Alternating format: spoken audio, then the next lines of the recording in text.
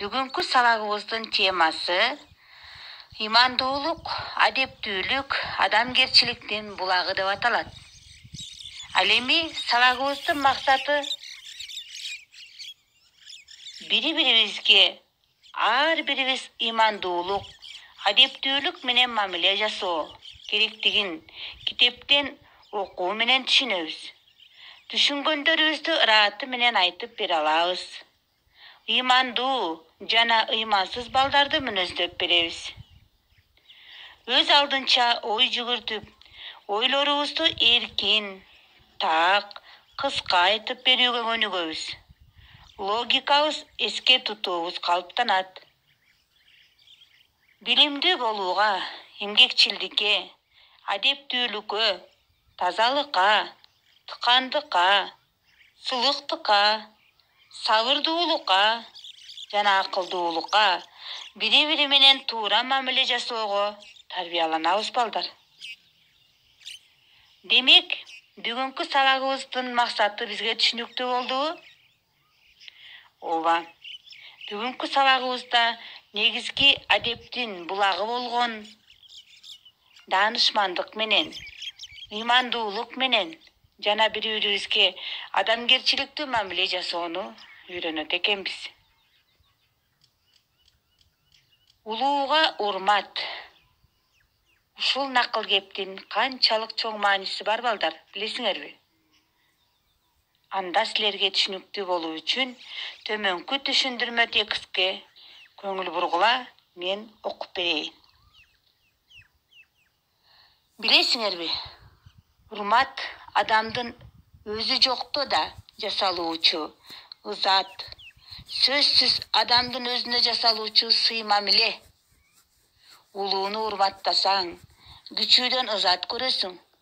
Кандай жагдай болбосун, улууларга сиздеп кайрылып, урматтап, ал эми кичүүлөргө мындай жасаш керек деп өрнөк көрсөтүп, сый мамиле жасоо керек. Жакшылыктын да, жамандыктын да тамыры улууларда деп элибиз бекеринен айтышпагандыр. Алар сабырдуу, айкөл, акылдуу болушуп, айланасындагыларды тартипке, ынтымакка чакырышкан. Элден чыккан тентектерди тиске салышып, тарбия иштерин жүргүзүшүп, жоопкерчилик менен мамиле жасашкан. Зирек, илбериңки балдарды жандарына отургузуп алып, акыл насаат айтышкан. Кызмат кылдырышып, кылганың биз үчүн, үйрөнгөнүң өзүң үчүн деп тарбия беришкен. Бул жаштар үчүн тарбиянын өзөгү болгон.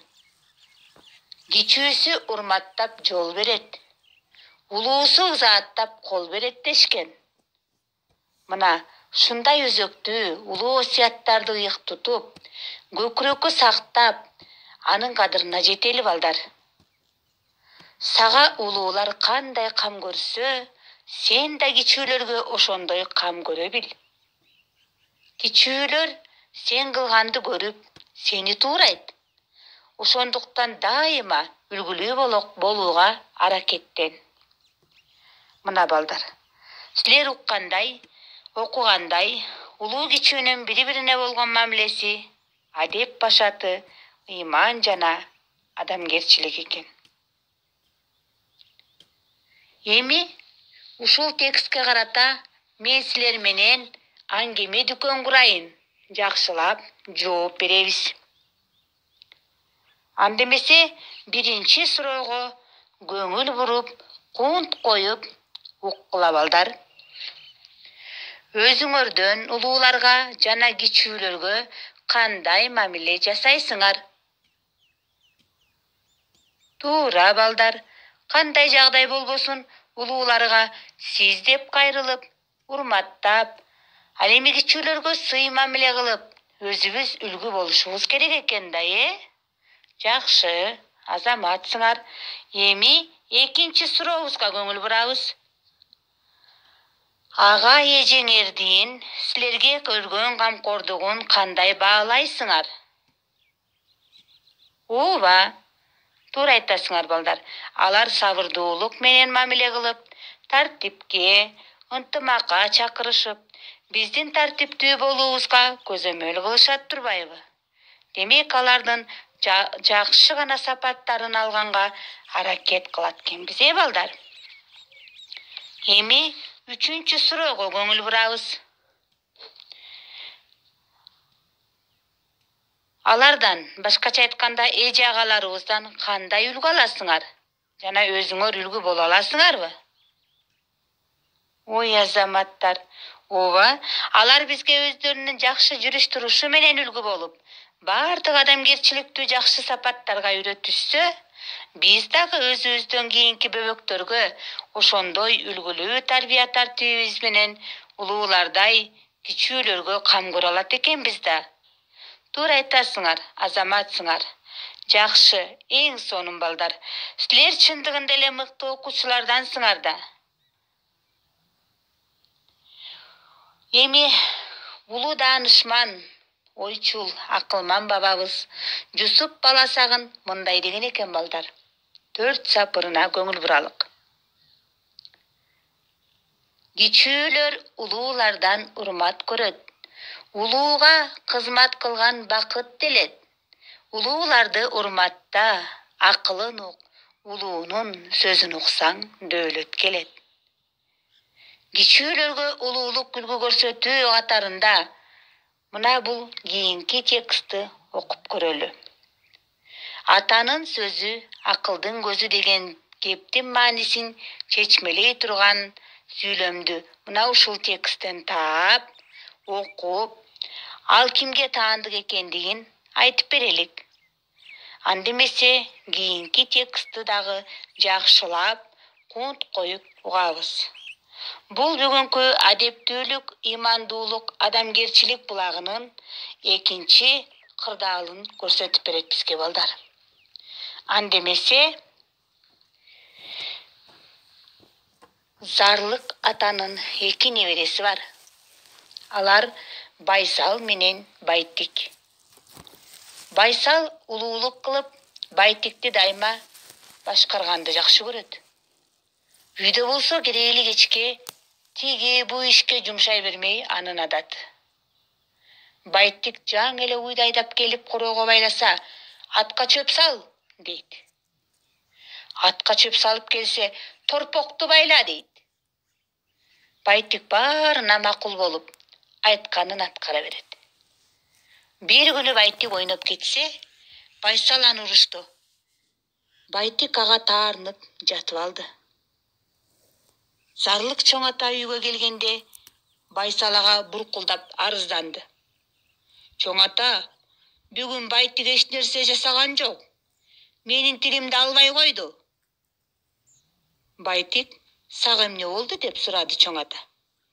Байтик унчукпады.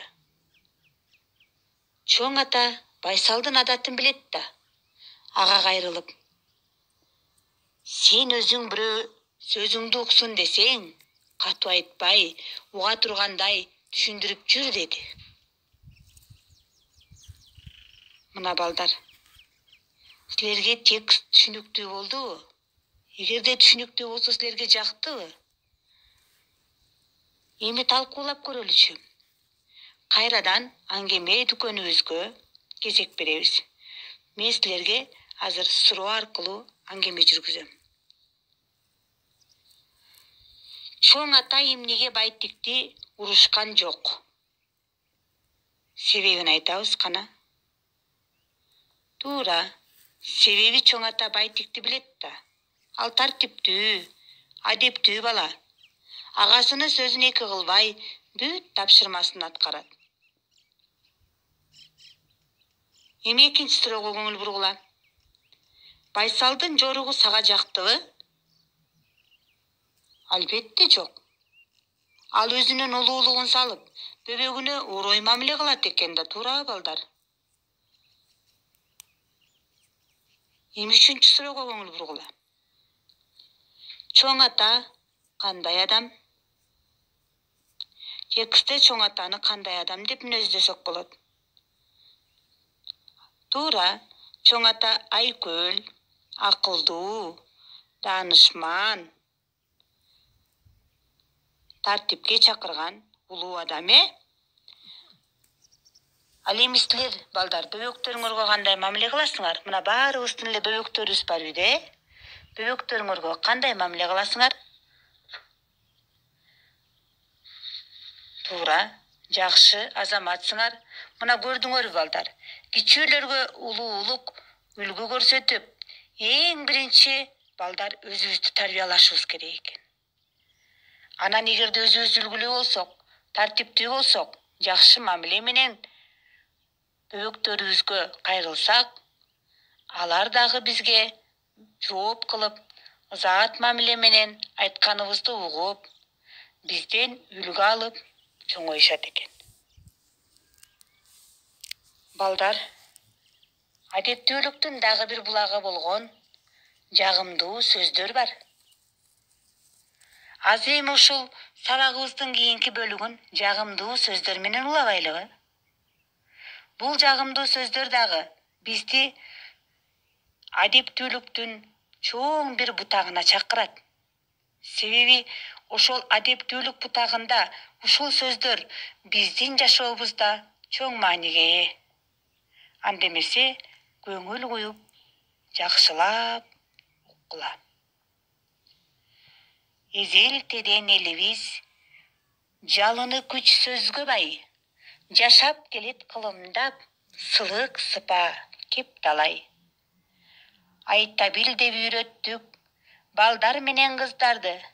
Ассалому алейкум, же саламатсыздарбы? Ылайыктуу бүгүндө расмини карманыш илгери эле бар экен, учурашуу арыбаңыз. Кээ таанышка таңертең кезигишер кез келет.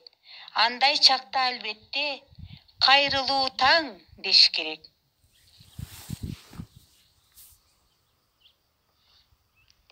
А эгерде жолуксаң, жолдошуңа кечинде кеш жарык деп айтарың дайым болсун эсиңде. Элпектикке эмитен өзүңдү өзүң көндүргүн, улууга орун бошотуп отуруңуз дей билгин. Одоно ишин акылдуу, оңдогонго үлгүрөт. Кечириңиз деген сөз сылыктыкты билдирет. Коштошоордо керек сөз, сак саламат болуңуз. Кошумчала ананда шыдыр болсун жолуңуз. Күндөй нурлуу бул сөздөр, күлүп жайнап айтылса, кандай сонун жүрөккө өчпөс таасир калтырса. Мына, көрдүңөр балдар, ушундай жагымдуу сөздөрүбүз менен ыймандуулуктун дагы бир бутагын гүлдөтөбүз. Бири-бирибизге туура мамиле жасоо менен, жагымдуу сөздөр менен ачык маанай тартуулап турсак, биздин адамгерчиликтүү сапатыбыз өнүгүп өсөт. Эмесе бүгүнкү сабагыбызды дагы аяктадык окшойт балдар. Ар бирибиз өзүбүздүн жакшы, жаман сапаттарыбызды мүнөздөп, дептерибизге жазып алабыз. Тапшырма түшүнүктүүбү балдар? Бүгүнкү сабагыбыздын натыйжасын, жыйынтыгын силердин жакшы, жаман сапаттарыңарды мүнөздөгөндөн билинет. Анда эмесе жакшы эс алгыла балдар.